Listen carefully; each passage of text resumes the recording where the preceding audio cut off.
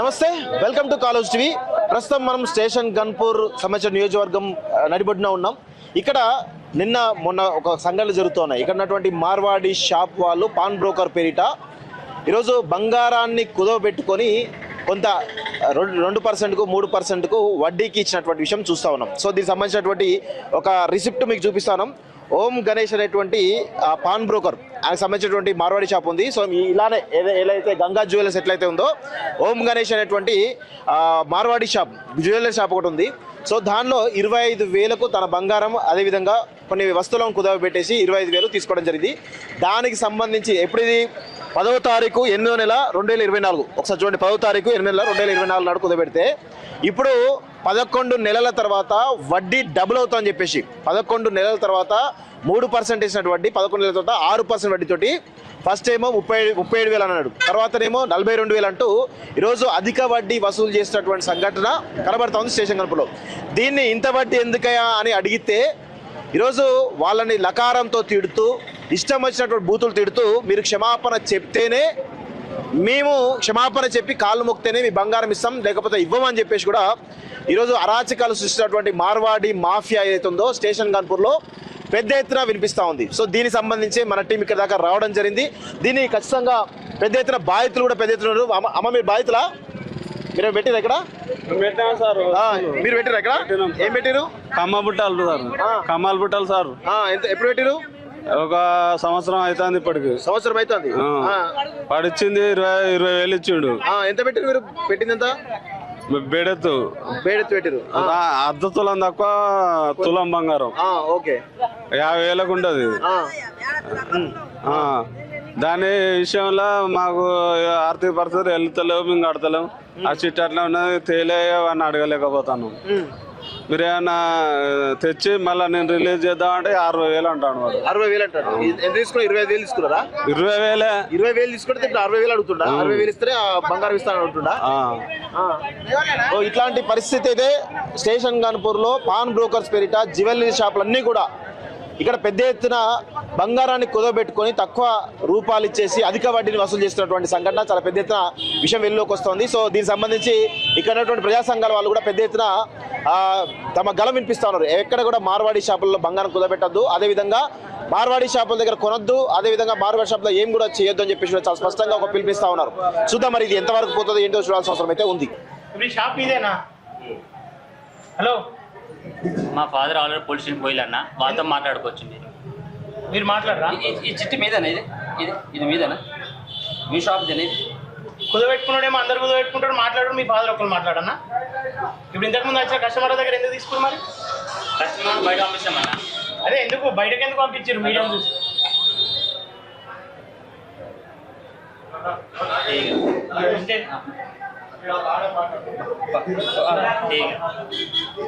వస్తున్నా. మీ నాన్న వస్తున్నాడా? నాన్న వస్తున్నారు, పోలీస్ స్టేషన్ పోయిండు, వస్తున్నాడు. ఇప్పుడు ఇది మీకు సంబంధం లేదు, మీ షాప్కి సంబంధం లేదు. ఈ సిటీ మీ నాన్న పోలీస్ స్టేషన్ పోయిండు. పోలీస్ స్టేషన్ బయట ఈ చిట్టి మీకు సంబంధం ఉందా లేదా చెప్పు కదా. ఈ చిట్టి మీ దగ్గర కాదా షాపు? ఎవరి మీద అంటే వాళ్ళది. దొంగ లెక్కలు ఇట్లనే ఉంటాయి. దొంగతనం దగ్గరకు వచ్చి అంతేనా? లైసెన్స్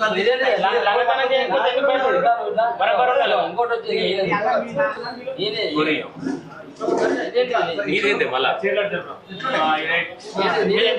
ఎంతమంది బాధితులు వస్తూనే ఉంటారు. వస్తువులు పెట్టినా వెండి ఎంత పట్టుకపోయినావు? 3,500 పట్టుకపోయినా. 3,500 పట్టుకొని పోయినా 23లా. సరే పోనీ ఆడికి ఇంట్రెస్ట్ అయినా కట్టి అని చెప్పేసి పైసలు పట్టుకొని వచ్చిన.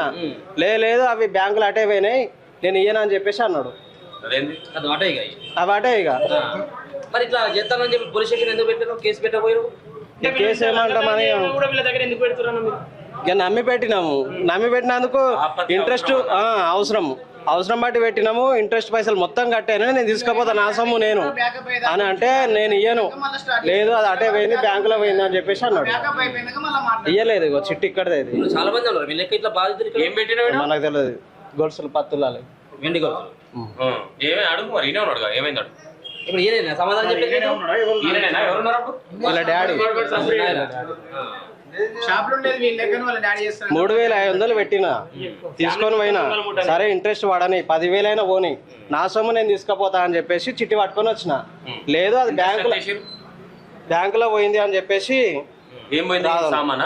ఇదే ఇచ్చడం లేదు ఇక. బ్యాంక్ లో పోయినా బ్యాంకులో వెళ్ళిపోయినాయి అవి, అయిపోయింది అంటే నేను ఇయ్యను అన్నాడు.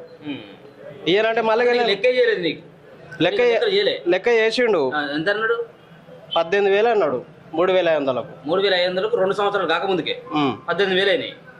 ఎదుడుగా ఎంత మిత్తి ఎంత ఎంత రాసింది పేపర్ మీద? 18,000 మిత్తి ఉండదు మిత్తి దీని మీద ఉండదు. దాని మీద లేకుండా దొంగ లెక్కలు కదా. వాళ్ళు లెక్క చేసి 18,000 అన్నాడు. అంతేనా? 3,000 తీసుకోలేదు. 3,500 2 సంవత్సరాలు కాకముందుకే 18,000. అదేంది అది చక్రవర్తి భూ చక్రవర్తి అంతా అట్లా. నేను ఇక్కడ మందిని చూసి నేను బండి ఆపుకొని వచ్చి మరీ మాట్లాడుతున్నా. నీకు తెలియదు ఇప్పుడు మీడియా వస్తుందని తెలియదు.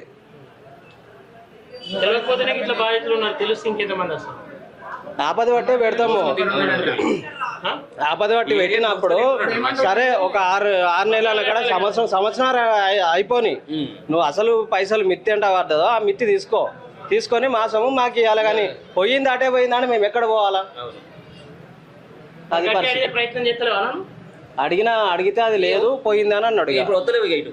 లేదు ఇక మరి మా ఇంట్లో తిట్టబట్టే ఎన్ని రోజులు అయితే ఇక రాకేయడం? మొబైల్ షాప్ వాళ్ళని అడగండి. నెల అయింది నేను వచ్చిపోయినా. వచ్చిపోయినావు ఇక. ఆశలు వదులుకున్నావు ఇక. అవి వదిలేసిన ఇక. కొత్తగా కొంటాను వదులుకున్నా ఇక. అవి ఎంత ఉంటది? అవి రేట్ ఎంత ఉంటది? 18 ఎన్ని తులాలు? 10 తులాలు. 10 తులాలు అంటే ఎంత ఉంటది ఇప్పుడు కొనుక్కోవాలంటే? 10 తులాలు ఇప్పుడు ఎంత పడుతుంది అన్న? 20,000 పడుతుంది. ఇప్పుడు 25,000 పడుతుంది. 2,000 30,000 పడండి. నీ సొమ్ములు నీకు ఇవ్వాలి కదా. ఇవ్వాలా? ఇస్తలేరు వాళ్ళు. ఎందుకు ఇవ్వరంటే అలా అయ్యే జాగ్రత్త. అవి బ్యాంకులో పెట్టినా వాటే వేరే అన్నాడు. అది ముచ్చట. బ్యాంకు మింగింది ఏ అమ్ముకున్నట్టు వీళ్ళు దొంగలన్నా, షాప్ ఎక్కేస్తారు వీళ్ళు దొంగలు. ఇక ఇత్తలేడు కదా అని ఊకున్నాడు. ఇత్తలేడు అని ఊకుంటే మీరు వచ్చిందంత దానిలో మేము మాట్లాడుతున్నాం అయ్యా. ఇక 10 తులాల ఎండి. మరి ఇట్లా చేస్తే ఎట్లా మరి? ఇక మీరే ఆలోచించాలి అయ్యా. మాకు లేవుడోం కదా, లేవుడోళ్ళమాయి వాళ్ళకి పెట్టి కొన్ని పైసలు కొంచెం పోయినందుకు మాకు మళ్ళా చిన్న పైస పెద్ద పైస ఒక్క తడేసి మిత్తి కట్టి అసలు కట్టి సొమ్ము ఇడిపించుకుంటావు అనుకుంటావు.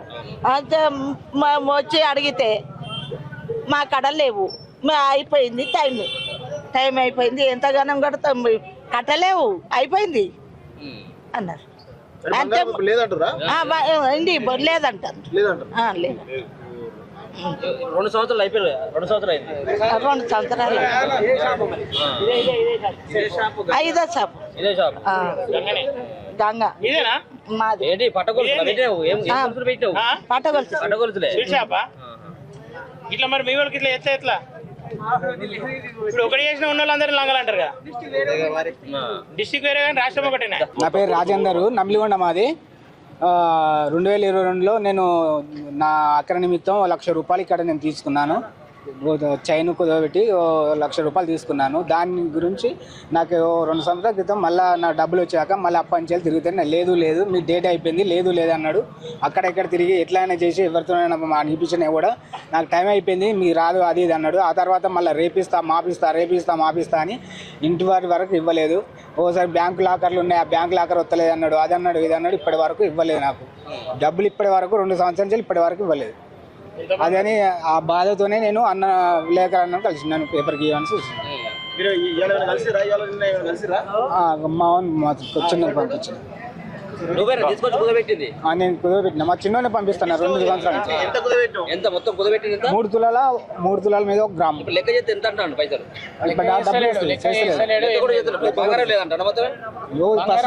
ఫస్ట్ లేదన్నాడు. ఎప్పుడు వస్తుందో తెలియదు, వచ్చినాక చెప్తాను.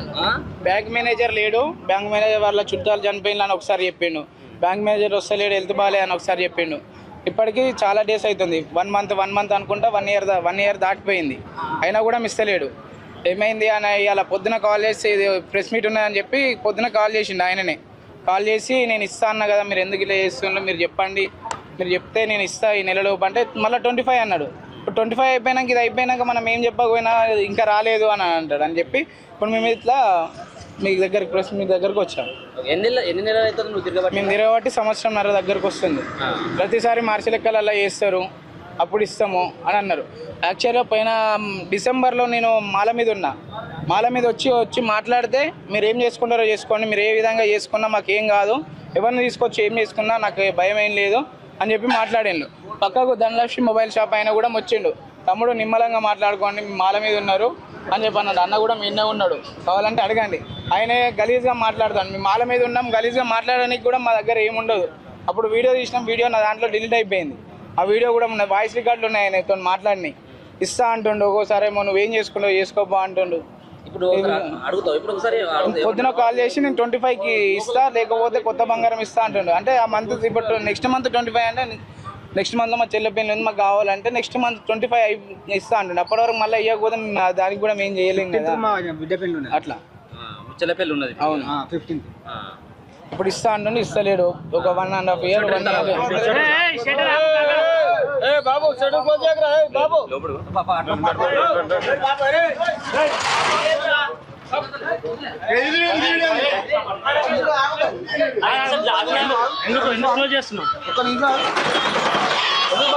హలో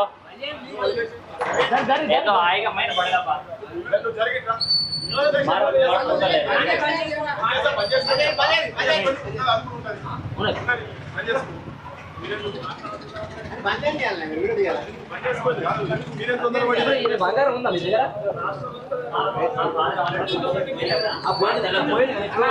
బంగారం ఉందా? మా డాడీది షాప్ అని చెప్తారు, ఉండేది మెయింటైన్ మొత్తం వీళ్ళు 2 కొడుకులు చేస్తారు. ఏం చేస్తారనేది తెలియదు. ఇలా చాలా స్కామ్స్ చేస్తున్నారు వీళ్ళు. మన ఇప్పటి వరకు ఏ మనకు నోటీస్ పంపించింది లేదు, ఏ ఇన్ఫర్మేషన్ ఇచ్చింది లేదు. ఒక ఇన్ఫర్మేషన్ ఇయ్యరు, ఏదన్నా మనకు వచ్చి నోటీస్ పంపించింది ఉండదు, ఏది ఉండదు. ఏమన్నా వచ్చి అడిగితే మీరు ఏం చేసుకుంటారో చేసుకోండి, ఎవరి దగ్గరికి పోతారో పోండి, ఎవరికన్నా చెప్పుకోండి అని చెప్తారు. ఒక నోటీస్ సరే 2 years అయింది, మాకు మిస్టేక్ అయినప్పుడు మీరు నోటీస్ పంపించాలి కదా, నోటీస్ కూడా పంపించకుండా ఎట్లా? సరే ఎంత పెద్ద బ్యాంకులు అయినా ఏంటైనా నోటీస్ పంపిస్తారు, అది నోటీస్ కూడా పంపించారు వీళ్ళు. 3% మిత్తే అంటారు. మిత్తే ఏం చెప్పలేదు, లెక్క వేయండి, మేము పైసలు తీసుకొచ్చి ఇస్తామంటే ఇప్పుడు లెక్క వేయము, చైన్ వచ్చినాకనే లెక్క చేస్తామని చెప్పాను అన్నారు. ఇప్పటి వరకు లెక్కలు చేయలేదు. మేమే మునగాలి. ఇప్పటికి 1.5 year అయితే 1.5 year నుంచి ఆగు ఒక నెక్స్ట్ మంత్ 15కి రా, 12కి రా అట్లా అని చెప్పంటే నా దగ్గర వాయిస్ రికార్డింగ్లు కూడా ఉన్నాయి వాళ్ళు చెప్పినవి. ఆ voice recording, phone call recordings అన్నీ ఉన్నాయి. ఆ రికార్డింగ్స్ కూడా నేను కావాలంటే మీకు వినిపిస్తాను. 1 year నుండి ఆపడానికి కారణం ఏంటంటే బలంగా అడిగే ప్రయత్నం చేయలేదు. అడిగితే మీరు ఏం చేసుకుంటారో చేసుకోండి, మీరు ఎక్కడికి పోయినా మీరు ఏం చేయలేరు నన్ను అని చెప్పి మాట్లాడుతున్నాను. ఇవాళ మార్నింగ్ కంప్లైంట్ చేసిన. నేను అప్పుడు కంప్లైంట్ చేస్తా అంటే నేను ఇస్తా అని చెప్పాను అన్నాడు. వాళ్ళ కొడుకుతో సీరియస్ అయినా కంప్లైంట్ చేస్తా అంటే నేను చేస్తాను అని చెప్పాను అన్నాడు. వాళ్ళు ఒకటి ఏంటంటే వీళ్ళ అక్క లాయర్, ఆ అక్కకు కూడా చెప్పిన, మా అక్క నేను మాట్లాడతా అంటే ఆమెతో కూడా మాట్లాడతాడు చెప్పినాక. మనోళ్ళే కదా, మీరు పరిచయమే కదా, నేను మాట్లాడతా అంటే వాళ్ళ అక్కతో కూడా నేను మాట్లాడతాడు, గొడవ పెట్టుకున్నాడు అట్లా. ఎంత వడ్డీ ఎంత? అలా 3 రూపాయలు అని చెప్పినాను. చిన్న ఐటమ్స్ ఉంటాయి, చిన్న ఐటమ్ ఎట్లా మెయింటైన్ చేద్దాం? ఎంత వడ్డీ ఎంత? వడ్డీ 11 నెలల తర్వాత ఎట్లనే మేము బ్రదర్ 11 నెలల తర్వాతనే ఎట్లనే రెన్యువల్ చేయాలని చెప్తాం, అంతే, ఇంకేం లేదు. రెన్యువల్ చేయాలి, 10 సంవత్సరం ఉండాలి, ఉంచుకుంటాం, అట్లా ఏం లేదు. వడ్డీలు చక్ర వడ్డీలు అని చెప్పేసి వడ్డీపై వడ్డీ పడితే అది 11 నెలల తర్వాత ఇంకేముంది. కడతానా కూడా మీరు లంచం కానీ ఎట్లయితే మీరు కాదు అండి. ఇప్పుడు హలో మీ వాళ్ళు ఇప్పుడు నాకు తిట్టిండు ఆయన, నేను లంజన్ ఏమని పుట్టలేదు.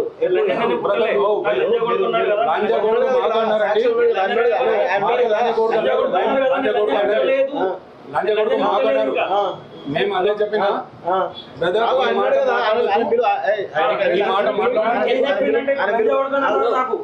లంజాన్ని పుట్టలేదు.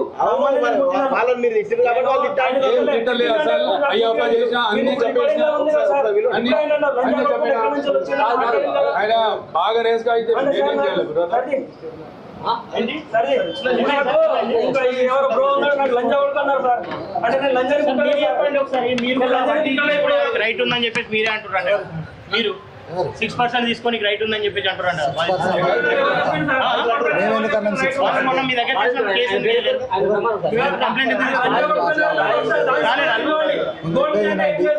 వాళ్ళకున్న నామ్స్ ఏవి ఉన్నాయో అవి వాళ్ళకున్న నామ్స్ ఏవి ఉన్నాయో ఫాలో అవ్వమని చెప్పారు. అర్థమైంది? వాళ్ళకి ఏవైతే నామ్స్ ఉన్నాయో అవి ఫాలో అవ్వమని చెప్పారు. ఎవరు వాళ్ళు కంప్లైంట్ ఇవ్వలేదు.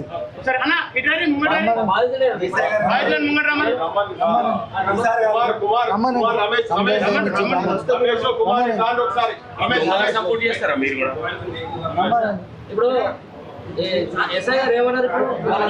కంప్లైంట్ అయ్యన్నారంట.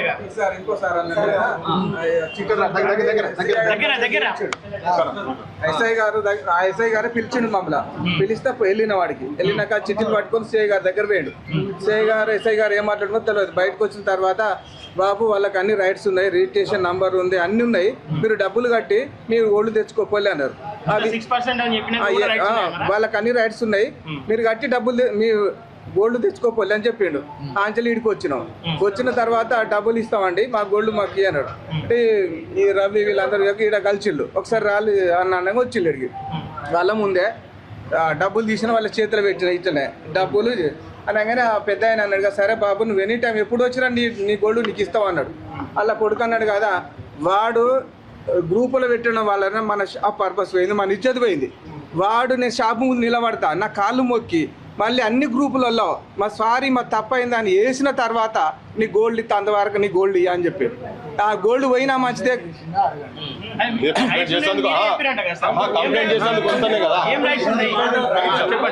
ఇది గన్పూర్లో మళ్ళా గంగా జ్యువెలర్స్ గంగా పేరు చెప్పి లంగదందాలు చేసే లుచ్చనా కొడుకులు.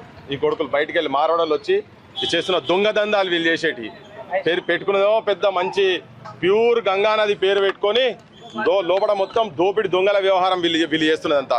ఇక వీడికి వచ్చే ముందు మాకు ఒకటే తెలిసింది, ఈ మూడు తులాల బంగారం పెట్టుకొని ₹1,00,000 తీసుకున్నాడు వ్యవసాయ పనికి, ఒక కూలి ఇంకో బాధ్యతలా రాని.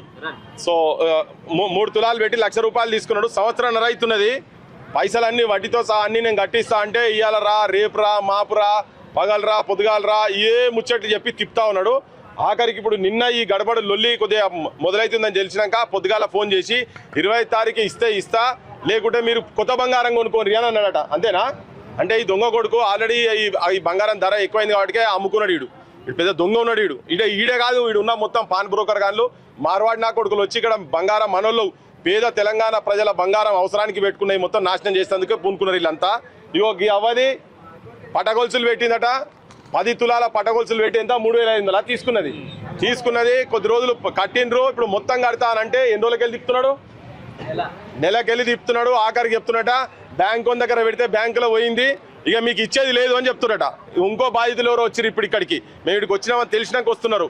ఇగో తెలంగాణ మొత్తము ఈ మార్వాడోళ్ళు మన బంగారాలు, మన పూర్వీకులు ఏంది నాయనమ్మలు, అమ్మమ్మలు వాళ్ళ కోడన్లకు వాళ్ళకి ఇచ్చినటువంటి బంగారాన్ని మొత్తం తీసుకొచ్చి పేదరికంలా ఇటువంటి దొంగ కొడుకుల చేతులలో పెడితే ఎక్కడికెళ్ళో ఉత్తర హిందుస్థాన్కి వెళ్ళి వచ్చి ఇక్కడ ఈ కొడుకులు మొత్తం ఇంతకుముందు చెప్పినా మళ్ళీ చెప్తున్నా, ఈ పాన్ బ్రోకర్ గారు గన్పూర్లో ఎంతమంది ఉన్నారో వీళ్ళ దగ్గర పైసలతో సగం గన్పూర్ కన్నా ఎక్కువ ఉంటారు. అన్ని పైసలు ఉన్నాయి, ఇవన్నీ మన పైసలే. వీళ్ళు చేసేటి దొంగ వ్యవహారం. మళ్ళీ వీళ్ళు చూడుర్రి, వీళ్ళు రైతు పేద కుటుంబం ఇద్దరికి రాసిన భాష చూడండి, మొత్తం హిందీలో రాసి పెట్టి వీళ్ళు మొత్తం దోపిడి, మంచిగా వైట్ కాలర్ దోపిడి వీళ్ళు చేస్తున్నది. మేము వచ్చి అడుగుతుంటే దుకాణం బంద్ చేసుకుంటూ చూడుర్రి, దుకాణం కూడా బంద్ చేసిండు. వాడు తప్పు చేయనోడు అయితే తీసి ముందర పెట్టాలి కదా. ఇగో గన్పూర్లా ఎంతమంది ఇటువంటి పాన్ బ్రోకర్లతోటి బలైన వాళ్ళు ఎవరైతే ఉన్నారో ఇక్కడ మా వాళ్ళు ఉన్నారు, పత్రికా మిత్రులు ఉన్నారు, వాళ్ళతో కాంటాక్ట్ చేయండి. మా వాడు అరుణ్ లాల్ ఉన్నాడు, ఇక్కడ కాంటాక్ట్ చేయండి. మా క్రాంతిదళ్ కాంటాక్ట్ చేయండి. ఈ మన తొలి వెలుగు కావచ్చు, మన ఉన్న ఛానల్ అందరికీ కాలేజీ కావచ్చు, ఎవరికైనా కానీ మీరు కాంటాక్ట్ చేసి పెట్టండి. అవసరమైతే సభ పెడదాం, మీ బాధితుల సభ ఇక్కడ పెడదాం. ఈ దొంగ కొడుకులు మొత్తం ఇక్కడ పైసలన్నీ ఇవ్వాలి. ఈ పైసలు మొత్తం వీళ్ళ దగ్గర పైసలు తీసుకోవాలి. వీళ్ళ దుకాన్లల్లా మనోళ్ళు తెలంగాణ వాళ్ళు ఎవరు వచ్చి మీరు ఏ వస్తువులు కొనొద్దమ్మా, వీళ్ళు అమ్మేది మొత్తం దొంగమాలి కొడుకులు అమ్మేది మొత్తం దొంగమాలి. బంగారం దొంగది వీళ్ళ దగ్గర, ఇత్తడి దొంగది అంతా మొత్తం వీళ్ళు చేసేది అంతా కల్తీ మాలు వీళ్ళు చేసేది. మనోళ్ళు వెనకట అవసరాలు గింతంత తరుగు తీస్తే వాళ్ళని బదనాం చేసి వదిలిపెట్టి ఇప్పుడు వాళ్ళు మొత్తం ఆత్మహత్యలు చేసుకునే కాడికి వచ్చారు. వీళ్ళు వచ్చి ముద్దుగా రాగానే ఇంత నీళ్లు బిస్లరీ నీళ్లు అవి ఇచ్చి మంచిగా చక్కదనంగా ముచ్చట చెప్పంగానే మార్వాడి వాడు చాలా మంచోడు అనుకుంటారు. మీరు వేసుకునేవి అన్ని నిజంగా బంగారం అనుకున్నారు.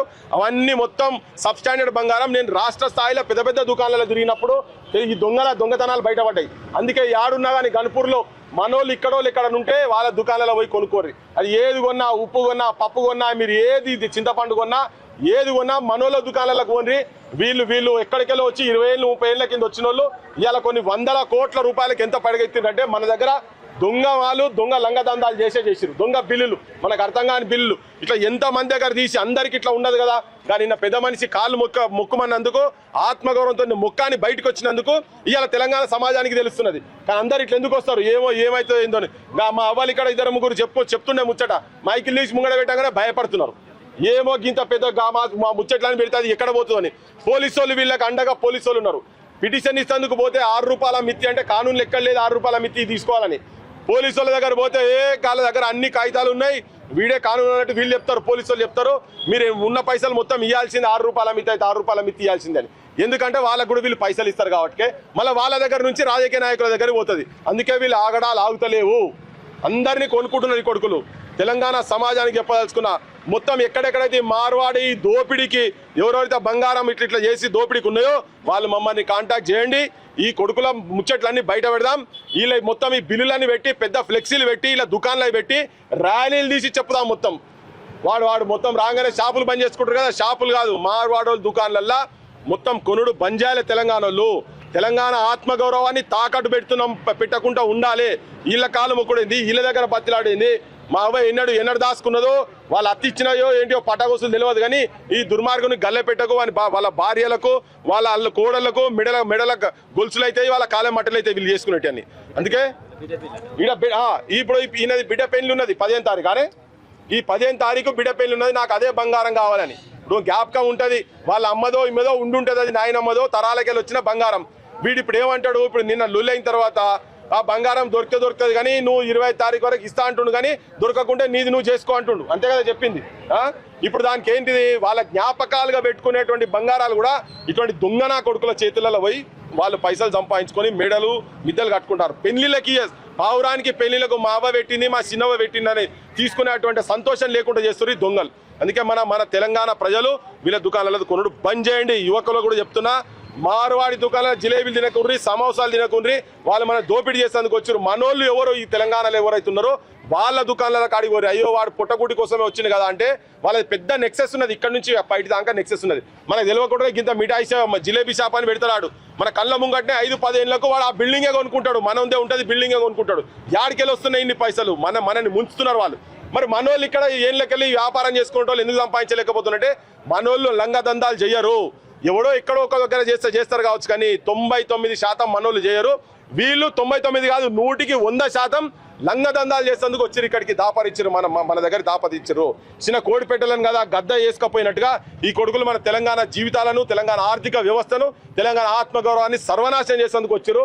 మార్వాడి బైకాట్, మార్వాడి గోబ్యాక్ కాదు, మార్వాడి బైకాట్ చేయాల్సిన అవసరం ఉందని చెప్పవచ్చు.